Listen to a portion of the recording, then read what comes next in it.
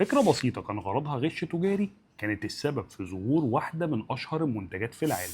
وقت الحرب العالمية التانية والشوكولاتة كانت غالية بشكل جنوني، والكاكاو كان نادر جدا وأسعاره ولعت.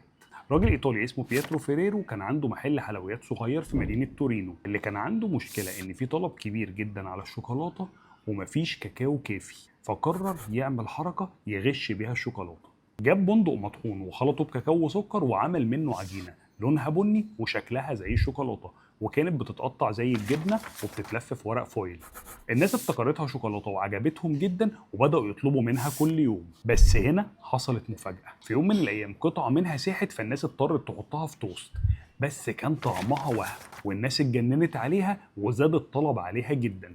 ففيريرو قرر يطور الفكرة، وسنة 1961 ابنه عمل أول برطمان نيوتيلا زي اللي نعرفه دلوقتي، ومن وقتها بقت عالمية وبتتباع في كل دول العالم. استنونا الحلقة الجاية هنتكلم عن حاجات أغرب وأغرب وأغرب.